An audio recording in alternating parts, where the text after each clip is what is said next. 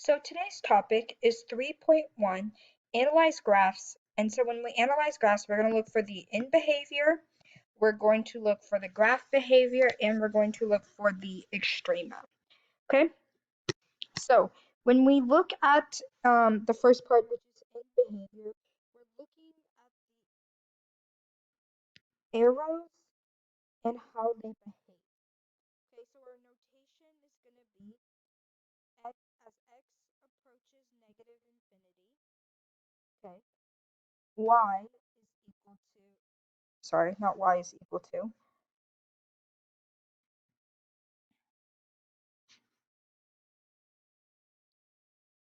y approaches. And so what this means is like as x gets smaller, so the left arrow, which way is the left arrow facing, and then as x approaches positive infinity, or as x gets bigger, what is the arrow doing? So y is doing something. Okay, so since I'm already on this first graph, let's go ahead and look at this first graph right here. So as x approaches negative infinity, okay, what is our y doing? Our y is approaching positive infinity because it's going up. Okay, so now we're going to do the right arrow. So as x approaches positive infinity, so that means as x gets bigger and bigger and bigger and bigger and bigger, what is my arrow doing, or what is the right arrow doing? And that means it's also approaching positive infinity because they're both pointing up. Okay, so now let's look at this last graph on the in blue.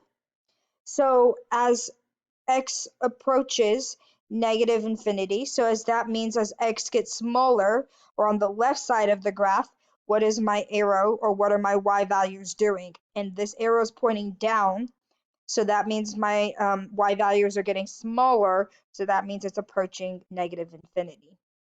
And then as x gets bigger, so as x gets bigger, what is the right arrow doing? So as x gets bigger, or as x approaches positive infinity, my y's are also approaching positive infinity because this arrow is pointing up. Okay, so you really just need to memorize the notation, and then the only thing that's going to change is my infinity signs for my y. Okay, so now we're going to look at graph behavior. Okay, and when we look at graph behavior, we're going to start from the left side and we're going to go to the right side. So we're going to read the graph from left to right, just like you would read a book. Okay, so now let's start with the left arrow, and I'm just going to follow along on this graph. So this blue line, what is this blue line doing? As my finger is following that graph, my finger is going down. So that means my graph is decreasing. So my graph can decrease or it can increase. Okay. So how you're going to write that is you're going to write, you can do decreasing or increasing first, but since this graph is decreasing first, I'm going to put decreasing. Okay, and when we started, we're going to write this as like a domain. So how is it decreasing? From what part of the graph it's decreasing? Okay, since this is the left side of my graph, it's going to start with negative infinity. Okay, when does it stop decreasing? So it stops decreasing right about there. And let's just say that's about negative 1.5. Okay, I'm just estimating it. It doesn't have to be exactly, since it doesn't touch like at a whole number, you can just estimate. Okay, so after we get to that straight blue line, then what am I doing? So now my graph is going up, it's increasing. So where is it increasing from? What's my domain for that section?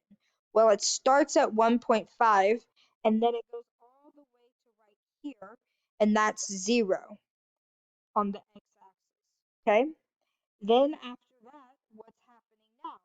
Well, now I'm decreasing again. So now I'm going to go back to decreasing to this line, which is about right there. So let's just estimate that's about 1.5. Okay. Then after that line, what am I doing? Then I'm going back up and up and up and up forever. So that means it's positive 1.5 to positive infinity because that's my domain. Okay, so when we're looking at graph behavior, we're going to, it's asking us if it's increasing or decreasing and over which domain. Okay, so now let's do it again.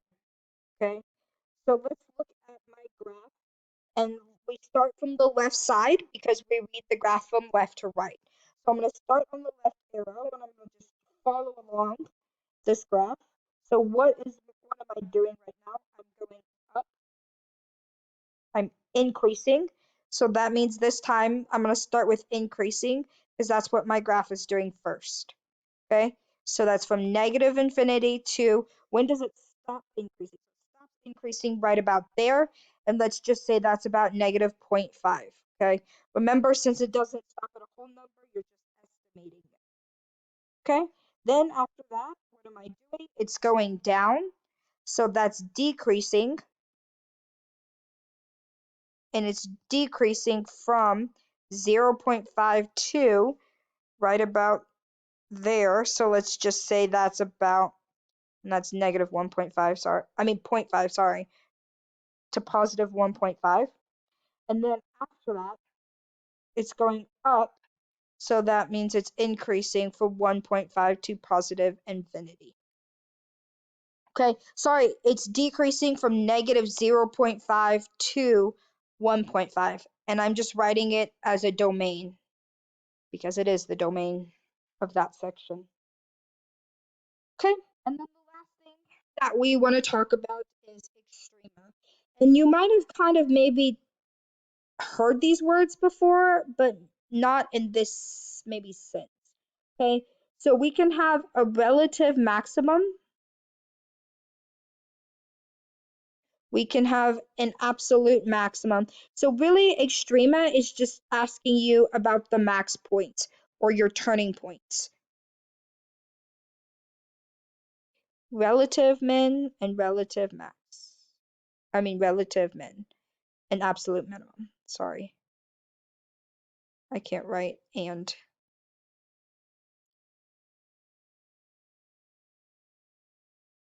Sorry for my handwriting. I'm writing on a tablet today. Okay, so you see how on all of these graphs, when it changed from increasing to decreasing or vice versa, so all of these little humps, so this point right here, this point right here, see how it changed from blue to orange or orange to blue? So all three of those green points are going to be my relative max or relative min. Okay, and this would probably have been easier if I didn't draw all over the graphs, but we'll just do the best we can. Okay, so now we have to find out if it's a max or min and then what type. Okay, so we're going to look at this first green point right here. So since this point is at the bottom, that's going to be a minimum.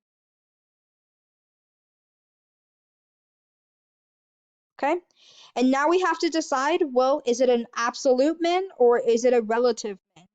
Okay, since these 2 points are at the very bottom of my graph, that means they are both absolute minimums because that is the bottom of the graph. There's no points below that. Okay, this point up here is at the top, so that's a max. Okay, and I'm just gonna put max for maximum. Now we have to decide, is it a relative max or is it an absolute max? Okay, since these arrows go on forever, that means this one is a relative max. Okay, because it's not the absolute highest point, but it is a high point for some interval. Okay, so now we're going to look over on this last picture. Now we're going to look to see when it changed from blue to orange, so right here and right here. Okay, since this is the high point, that's a max. I mean, no, sorry, that's not a max. Thank you. That's a min. Sorry. No, that is a max. Sorry, I don't know what I was thinking. It's a max. Okay, but it's not the absolute max because this arrow goes on forever, so that's a relative max. It's like this is at the bottom of my hump. Oops, sorry.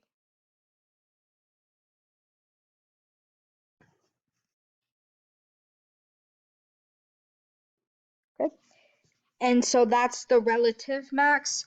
And then this point at the bottom is a min. And that's not the absolute min because there's an arrow down there. So it's just a relative min. Okay. And that's all you're doing today is you're looking at in behavior. So make sure you know your correct notation. Graph behavior. So is the graph increasing or decreasing? And then extrema are maximum or minimum points. So you've done max and min before. Now we're just introducing relative and absolute. Okay, go ahead and take a picture of your notes and then you can upload them to the Go Formative assignment. If you have any questions, let me know and I will answer anything. If you want me to reteach this lesson in person, I can absolutely do that too.